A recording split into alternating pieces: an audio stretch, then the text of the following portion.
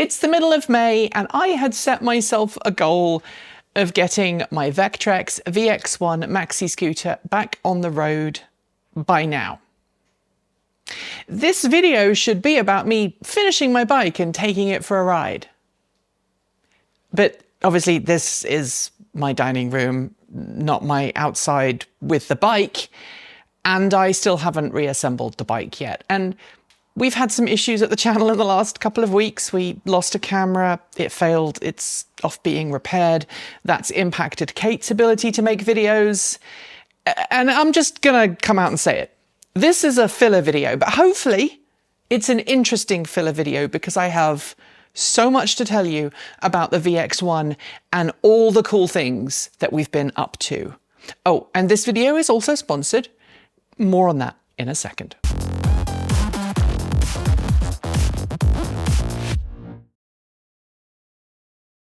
Let's start by talking about the sponsor for today's video, Chigee or Chigee, depending on how you want to say it.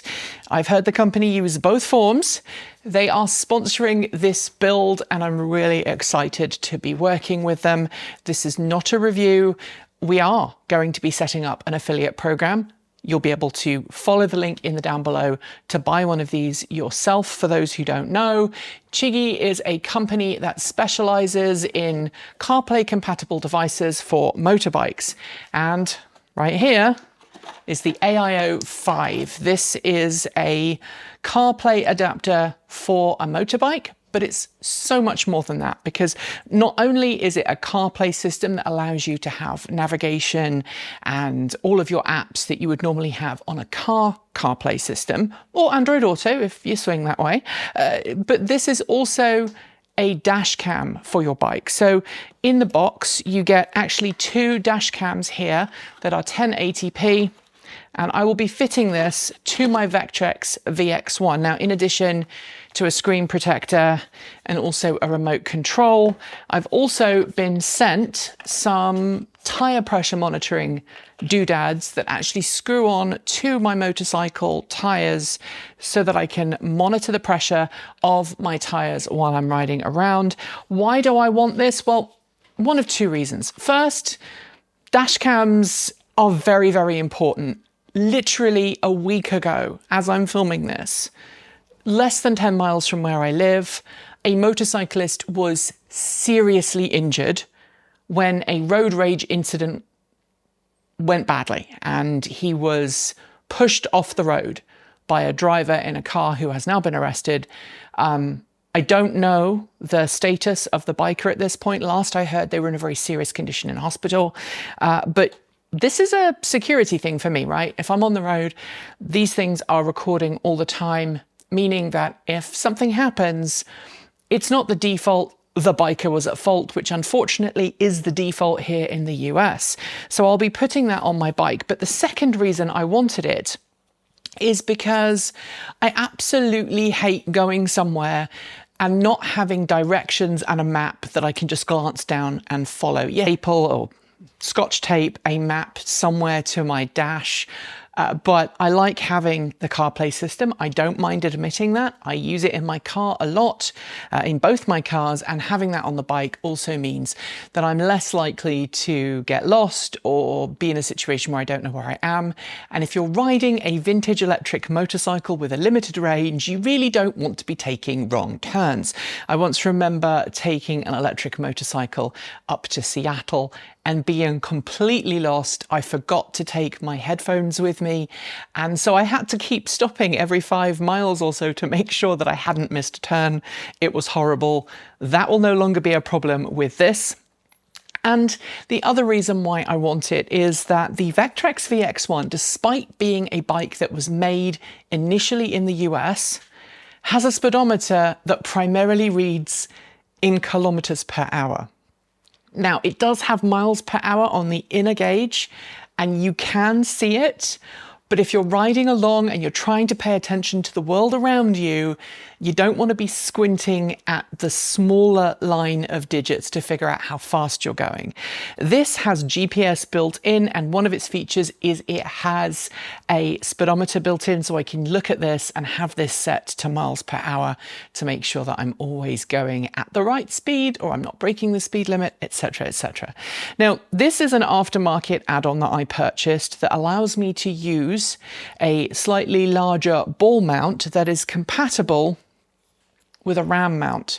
I also have a lockable RAM mount, and so if you want to follow the link below, you can try out a Chigee system for yourself. Thank you to Chigee for sponsoring us with this video. But in order to mount this, we have a problem. The Vectrix VX-1 does not have a traditional motorcycle nav bar, okay? For those who don't know, a nav bar normally sits above the built-in instrumentation on a motorbike. They're most commonly found on dual sports and tourers. Sports bikes tend not to have them, and their purpose is so that you can clamp on additional units like this, navigation aids, cameras, etc., etc. Now, the Vectrix VX-1 is fast approaching 20 years old. It's 18 years old this year, at least mine is, and it doesn't have anything like that. It does have a windshield, and it does have a built-in gauge cluster. But in order to get the mount to work, I had to get creative. So I took this off, and as you can see, this is not in a great state. Unfortunately, it's not super easy to get a hold of replacement ones of these. So I have actually gone ahead and bought a headlight restoration kit, which I bought online, and I'm going to use this to restore this and get rid of the scratches, just like I would if I was doing a headlight repair. I did lots of research online, and this seems to be the preferred way to get one of these windshields back to not being scratched and fuzzy and instead looking nice and clear. So that's why this is off. But I also needed to make something specifically for my bike that would allow me to hold my navigation system and the Chigee A05 light. So I built this, or rather, I designed this in Fusion 360. So if you watched our last video on the bike, you will have noticed that I built special battery covers in Fusion 360, and then I printed them off on my 3D printer specifically so that I could have a cover over the battery terminals to give a little bit of added protection when the battery was installed in the bike. I haven't installed it in there yet because I want to wait until everything else is set up. That will become apparent in a second. I've got some other bits and bobs to show you back here. But I did order one of these, which I designed myself, and I ordered this from Send Cut Send. I should point out here that Send Cut Send is not a sponsor for this video, although they actually reached out after I shared pictures of this and said, hey, if you've got a future video you want to work with us on, let us know. So we're going to be working with them hopefully in the not too distant future. But for those who don't know, Send Cut Send is a service in North America that allows you to send a CAD drawing and have it turned into a piece of metalwork. And so I designed this, I mocked it up, using 3D printing. And then when I was pretty sure I had it close enough, I sent the design to Send Cut Send and specified what material I wanted it made in, what the coating I wanted it to be, and also that I wanted to have some hardware inserts so that I could screw in this ball mount. And it cost me about $100 to get this custom made from Send Cut Send. Now, how does this work with my windshield? I'm glad you asked. This will sit behind my windshield like this on the bike. And if I line it up here, you can see that this will sit behind the windshield. And then on top of this, I will be able to use my RAM mount like this. And then on top of that, I'll be able to mount my Chigee A05 light. I need to design and make with my 3D printer, and I have a Bamboo X1C. I'm gonna designed some clips to go around this so that I can route the cables down into the main part of the bike. Obviously there's cables that need to be mounted here, so I need to mount the camera cables, also the power cables, etc, etc. So that will all need to be routed down there. But this is made of a mild steel. It's been powder coated, so it's going to be nice and resistant to rust. And all of these designs I just did in Fusion 360. I did this all by hand and kind of tidied it up a little bit. When it arrived, it wasn't quite right. And you can see it's been bent ever so slightly by hand.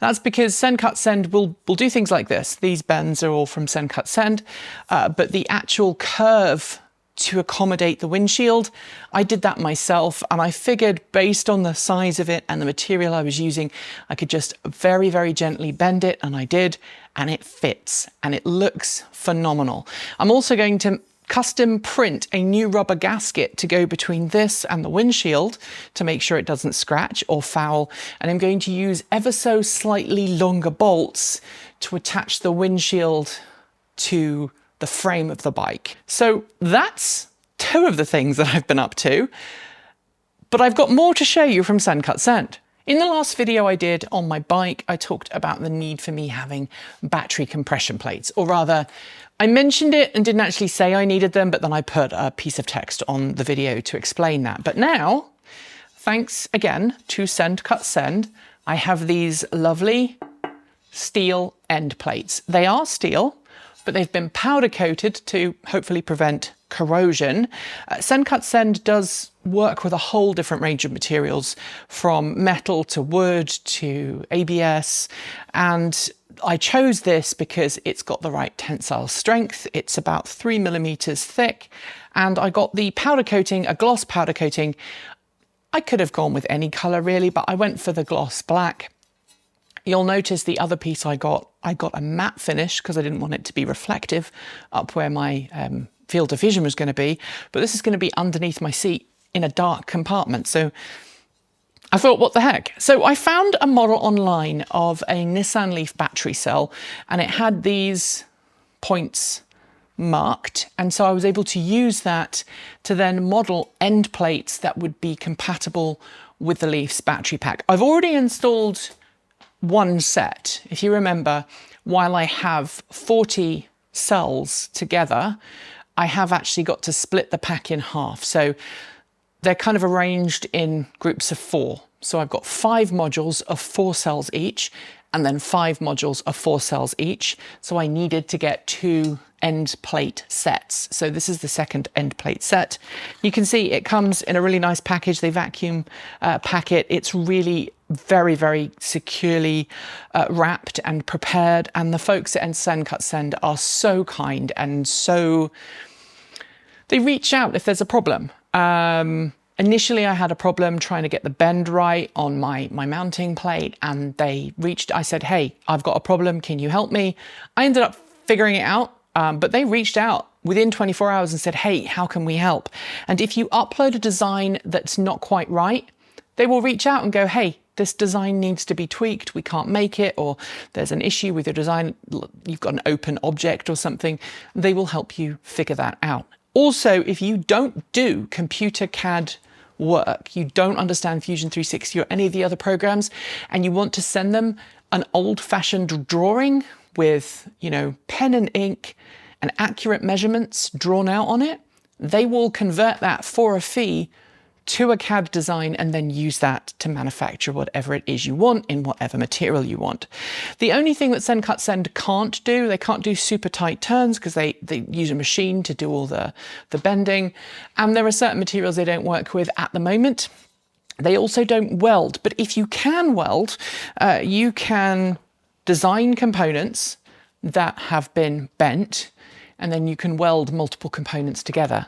Especially if you don't get the finish, you can just get it done in bare metal and then treat it from there. So give them a shout. Like I say, they're not an official sponsor on the project at the moment, but watch this space. Having told you about all the things that we've been making, You might be looking at that and going, yeah, I understand you want to get all those things made before you put your bike together, but why haven't you got it together yet? Well, the other thing is I've been waiting for parts for this. This is the controller board for my bike. It is the brains of the bike. It takes the battery power in here. So there's a couple of terminals here. There's a fuse goes, well, there's a current clamp that goes through there. There's a fuse that sits there. It takes the battery power and then it does stuff with it, spits it out. It's got the IGB power circuits, IGBT even, power circuits on the bottom here, and then it spits out the appropriate 3-phase output to go to the motor. All great. Why is it out of my bike? Well, it is common wisdom that if you are going to be upgrading your battery pack and you're going to be making modifications to your bike, you're going to be loading the latest firmware. The latest firmware for the Vectrix VX-1 not only tweaks the top speed, it increases it slightly, but it also changes the amount of power that you can deliver to the road. And that means that some of the components on this board are going to be put under more strain and stress than others. I should also note that electronic components have moved on so much in the last 20 years. And one of the most common upgrades, there are 2 common upgrades for this board, other than replacing the DC to DC converter, which is this thing here. And I'm actually looking to upgrade the DC to DC converter because if I can do that, I'll be able to run this system without putting an additional DC to DC converter, which was my initial plan. But if I can find a slightly more powerful DC to DC converter board, which is this thing here, it's made by a company called Vectrix, I think. No, it's not Viltrox. That's a camera company. Vicor. That's the word. This is made by a company called Vicor. They are off-the-shelf components, but if I can buy a new DC to DC converter, this one is rated to 150 watts. If I can replace it with a 200 watt one, it'll be golden. I won't have to put additional power supplies on the bike to deal with all of this. Right. So the upgrades that I'm going to do to this, the first one is replacing the posts that the bike came with, the terminal posts that you bolt things onto, with brass components instead of stainless steel or steel ones. So I've got some cylindrical brass stock, and that's where this comes in. This is my Carvera Air. I'm going to tell you about that in a second, but the other thing that I need to do here is to replace these big old fuses here. Now these fuses are the original fuses that came with the bike, and if you have watched a couple of videos online lately about the VX-1, you might have seen a bike displaying a common error that these bikes have, which is CAPCUR. It says CAPCUR on the dashboard, and what it means is that one of the fuses has failed.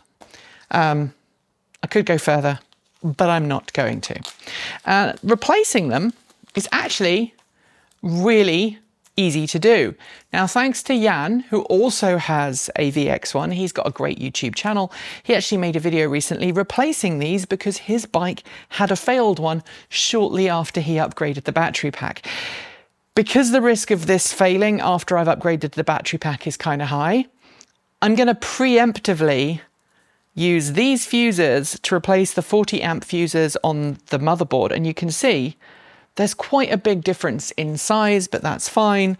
I haven't got my soldering station out to do that yet, primarily because my wonderful wife is in the process of finishing my Christmas present. Yes, I know it's May, but since Christmas, my wife has been working on a solid oak desk for me, completely custom made in her shop. And some of our dining room has been taken up by her finishing it. It's going to be finished this weekend. I'm going to put a little sneak peek of some of the wood as it looks right now, because it looks amazing. But she's built me a solid wooden desk. So when that's gone, I will have a little bit more space and I'll be able to replace all of the components that I need to. Soldering these on is going to be really easy. I'm going to have to remove the conformal coating that's on here, which has frankly been laid on quite thick. I'll remove the conformal coating, which I have a the thing to do that. Then I will desolder the fuses that are currently on there and I will replace them with these. And you can see I've got more fuses than I actually need to replace because spares are good. And with that out of the way, let's talk about those posts. If I had access to an old-fashioned metal lathe, and I should point out here that our DP used to do this for a living, used to make things on a lathe out of metal, then I could have run off some of these in 5 seconds flat. But I don't have a metal lathe. But what I do have is a Carvera Air. Now, I was one of the very first people to kickstart the Carvera Air, and because of politics and uncertainty and all of the other stuff, this arrived a couple of months ago, but we haven't had a huge amount of time to get it out and get it working. But I now need to, because I need to make some of these, or I need to make some of these out of this. Now, I've already made a Fusion 360 model of this and some of the other components that I need to make out of brass. I'm going to buy some brass rod that is the correct length threaded rod so I can screw everything into the board in the right place. But I ordered my Carvera Air with a 4th axis, removed the chuck, and thanks to a lovely person online, I can't remember their name, I will link to the design in the down below, I was able to print this plate out of glass fiber reinforced plastic. I did that because I wanted to be strong. And then it is designed to accommodate the chuck out of the Carvera Air. And then I will be able to chop this up into small pieces and securely hold that in the Carvera Air. I've already written the program and run it in a simulation. Then I will be able to turn that into these. Now, I know what you're going to say. How is this going to hold to make something like this because the jaws are too short? Don't worry, I have a plan.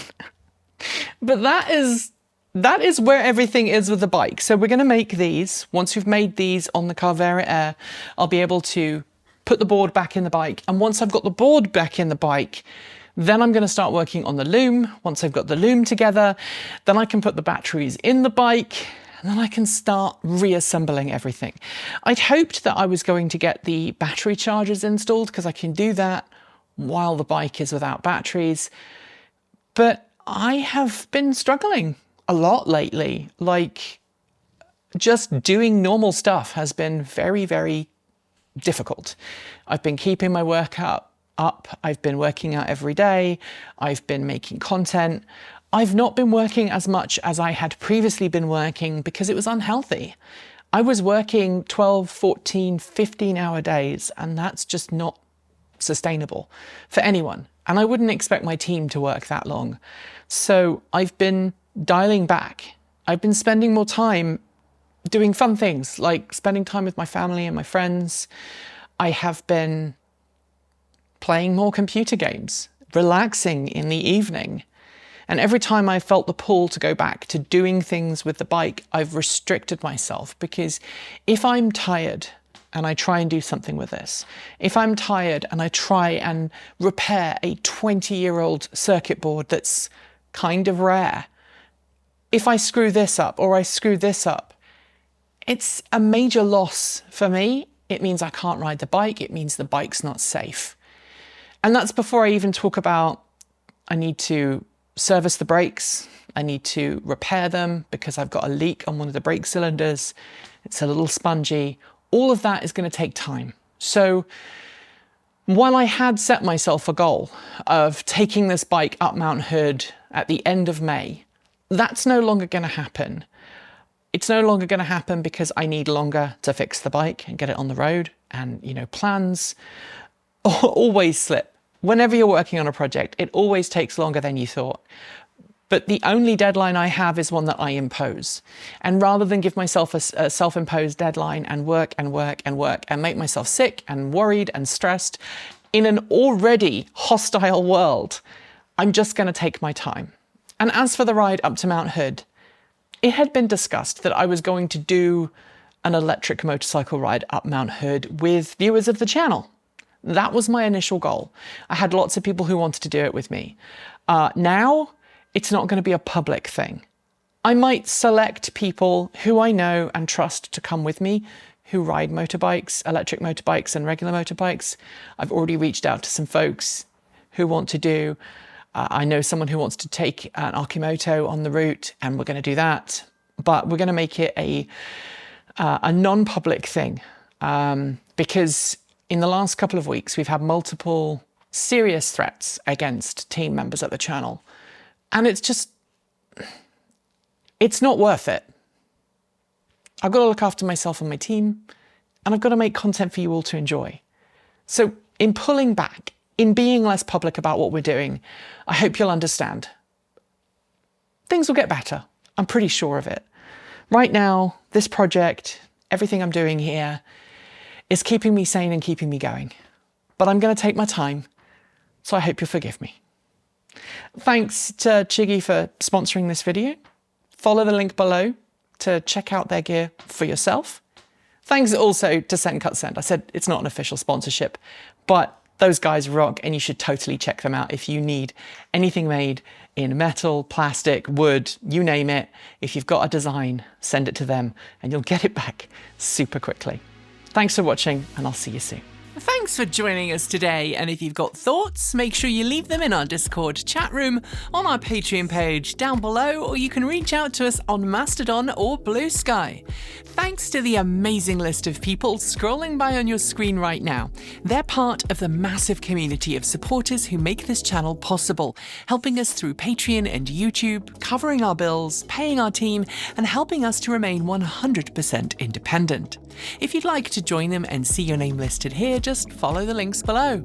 We've got options available across a wide range of different price points, starting from just $1.50 US a month. A massive welcome to our newest supporters: Bass, Mind Sturmer, Dan Morton, DX Watt, There's Jer, Magnetar Employer, Ron THX1138, Jonas V, John Leonard, Joe Weekend Dog Dad, Ayalfini, David Hardin, Enzoticus, Ed Runyon, Beth S, Mitch Rassner, Brad Crusshorn, Leighton, Dennis, Stephen Beetle, Albert Beatty, Peterson, Ja, Todd Fraser, Rick B, Paul, Andrew Deet, Tim Benford, John Salmons, Sag Gibson, JTPDX, Tyler Walker, Gary Dean Mercer Clark, Roboman410, and John Galley. To join the list and get your shout out, become a paid Patreon member for your moment of fame, and you can even give membership to someone else. If you'd like to support us with a one-off donation, you'll find links below to make Ko-fi and Bitcoin donations, and we even have an old-fashioned PO box that you can reach us at the time being, address also below. You'll also find links to our swag store, and if you are someone who has to shop on Amazon, please consider using our affiliate link so we get the commission, not Jeff Bezos. So we can continue to focus on making our content even better and reduce creator burnout. We're being a little freer with our release days this year, but plan on dropping new content every Tuesday, Thursday and Saturday on our main channel, plus something on Sunday over on Transport Evolved Take 2. If you want more, the algorithm that hates us thinks you should watch this video, but this one is one of our favourites. Be awesome, be kind, be intentional, and don't forget to resist. Keep evolving.